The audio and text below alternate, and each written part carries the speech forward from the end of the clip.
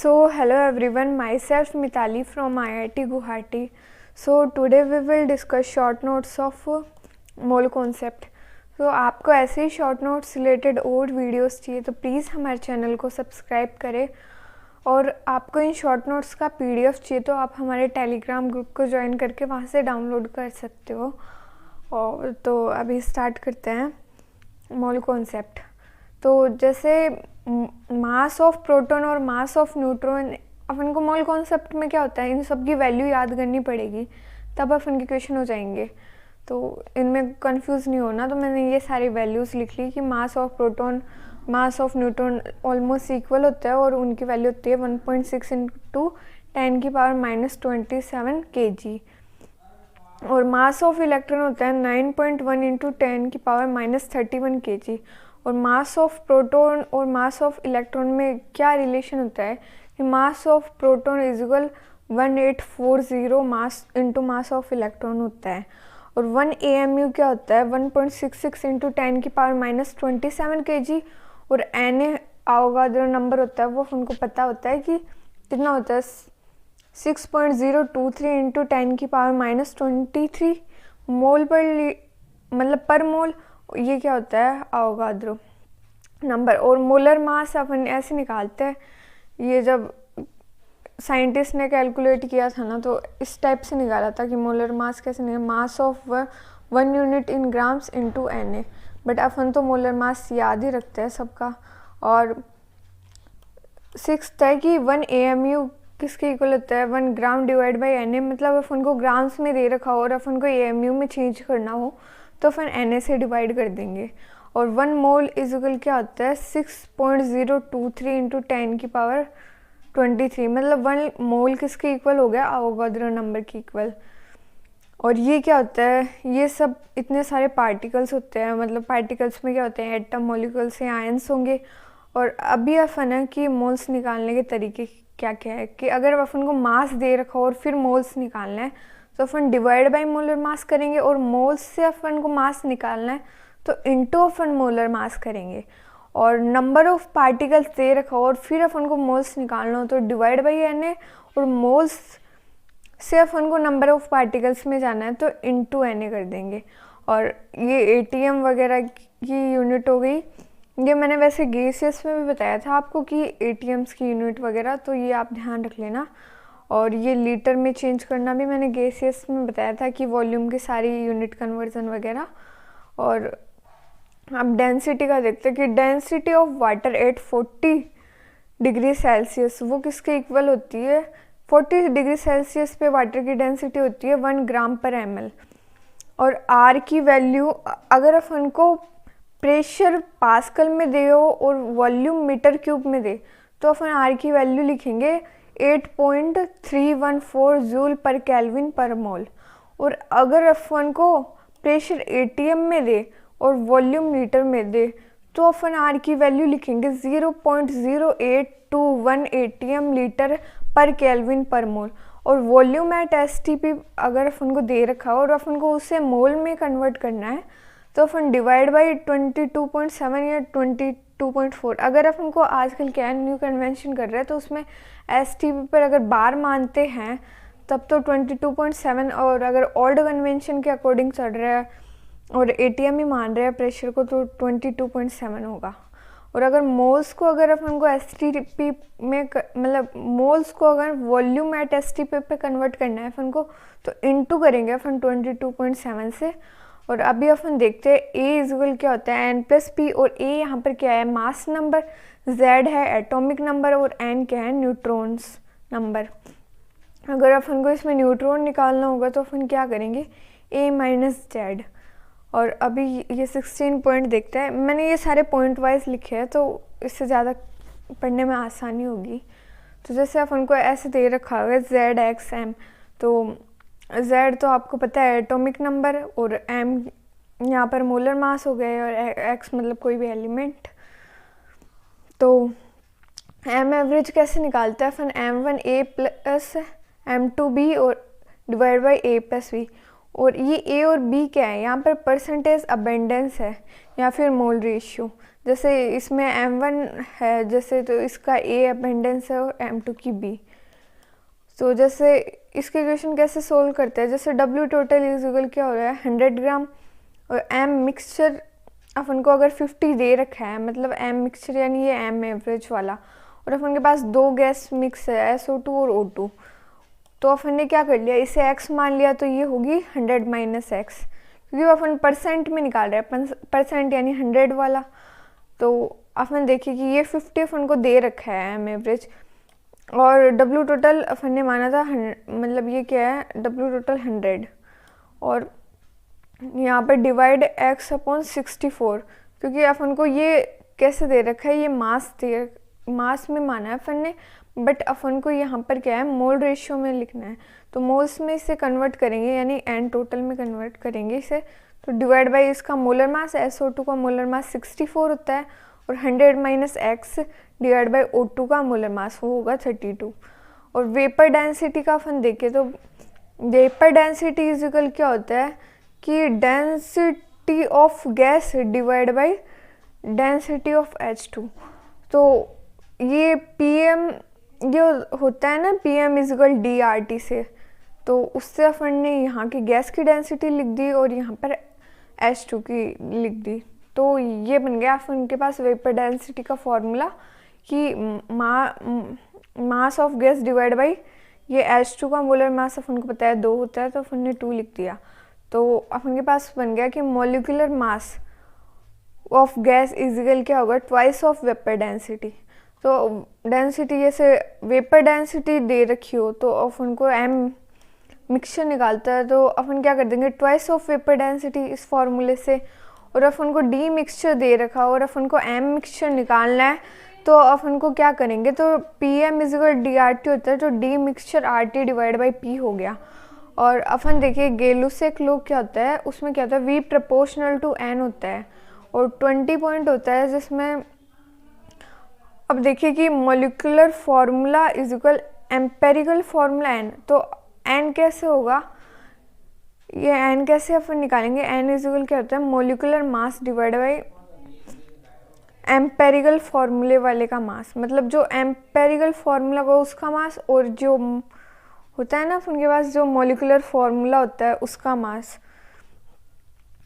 तो यहाँ पर अपन लिखेंगे कि कैलकुलेशन ऑफ एम्पेरिकल फार्मूला वो कैसे निकालते हैं कि जैसे किसी भी मॉलिक्यूल्स में क्या होगा कि कार्बन हाइड्रोजन और ऑक्सीजन है, और उसका परसेंट अपन को दे रखा है परसेंट इन ग्राम्स, तो वो होगा 68 और 32। तो अपन इसे मोल्स में चेंज करेंगे तो डिवाइड बाय मोलर मास, तो 60 डिवाइड बाय कार्बन का 12 हो गया, H का 1 होता है और ऑक्सीजन का 16 होता है। तो ऐसे अपने डिवाइड करके ये मोल्स में निकाल लिया।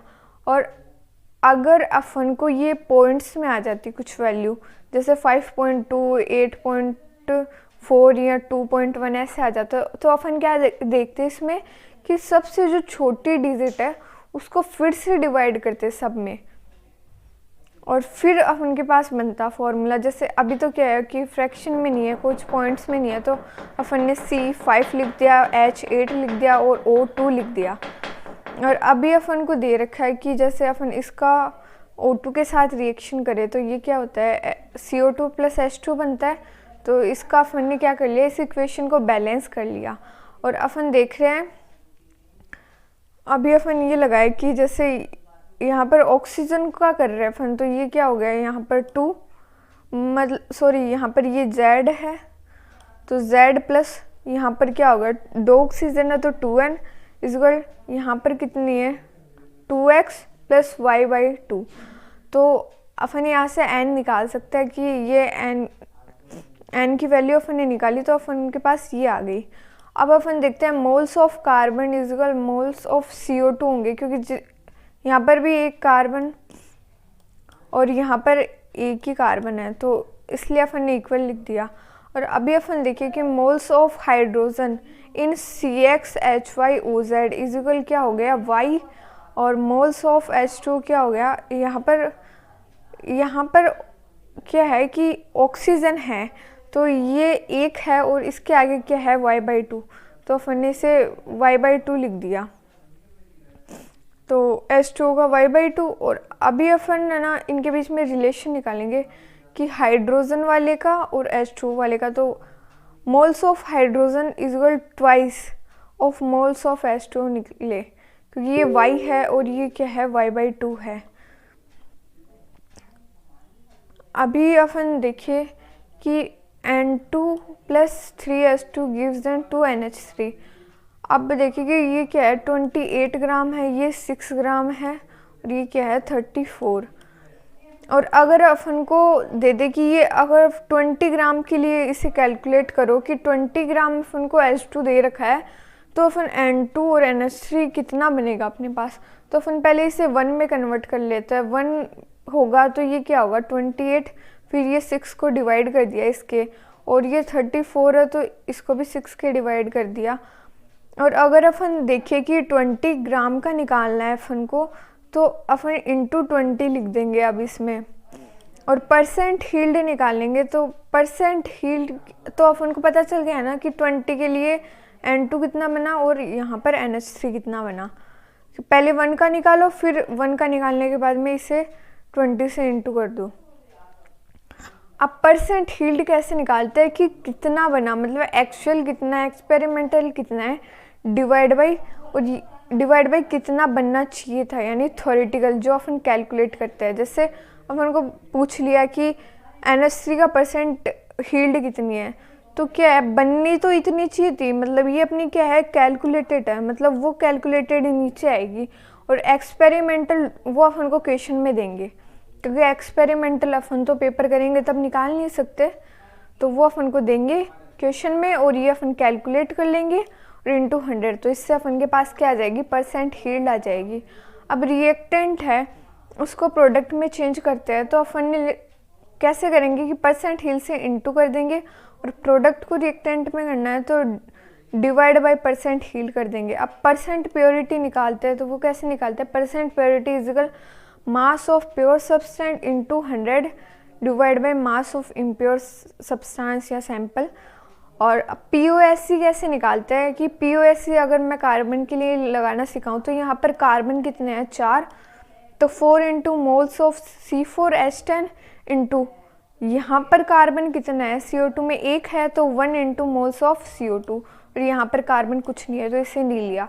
और अब हम देखें POSC ऑफ ऑक्सीजन, तो ये क्या होगा twice of moles of O2, क्योंकि ऑक्सीजन के लिए निकाल रहे हैं और यहाँ पर 2 ऑक्सीजन है तो ऐसे लिख दिया। और यहाँ पर भी क्या है CO2 में भी 2 ऑक्सीजन है, तो twice into moles of CO2, और ये H2 में 1 है CO2 तो +1 इंटू मोल्स ऑफ H2।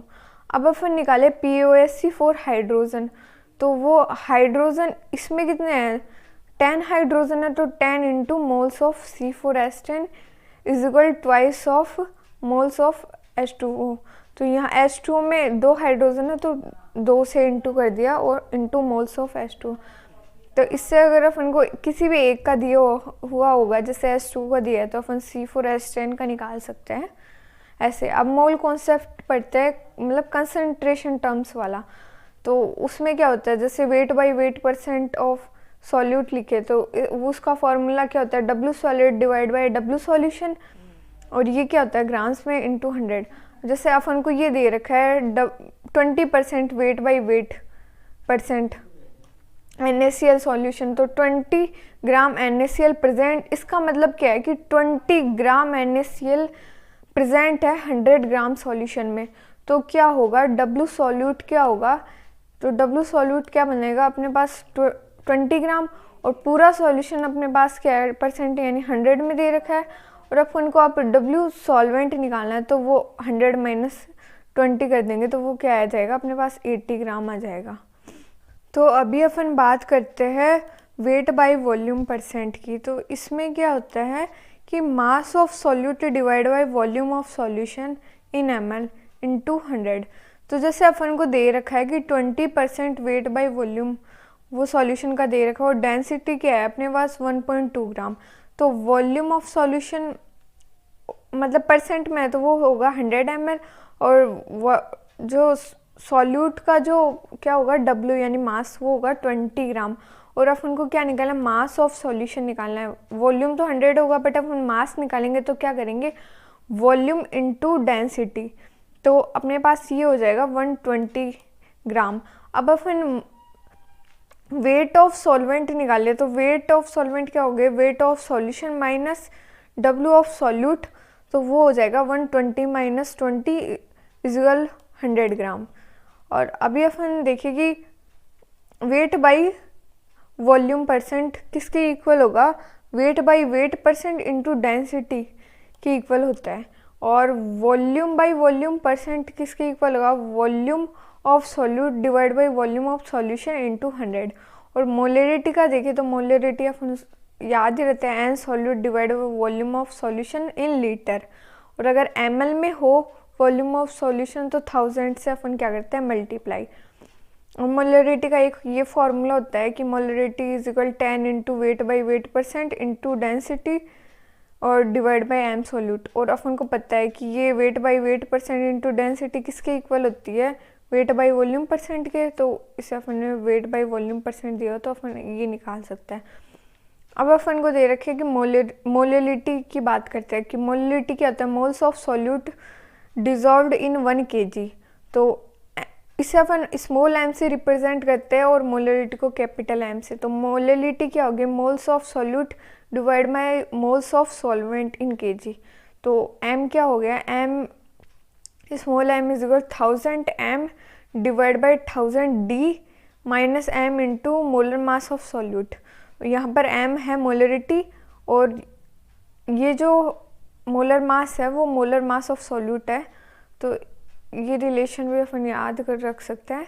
और अब पढ़ते हैं मोल फ्रैक्शन। तो mole fraction of solute is equal क्या होता है कि moles of solute divide by moles of solute plus solvent. और मोल फ्रैक्शन ऑफ सॉल्यूट क्या होता है,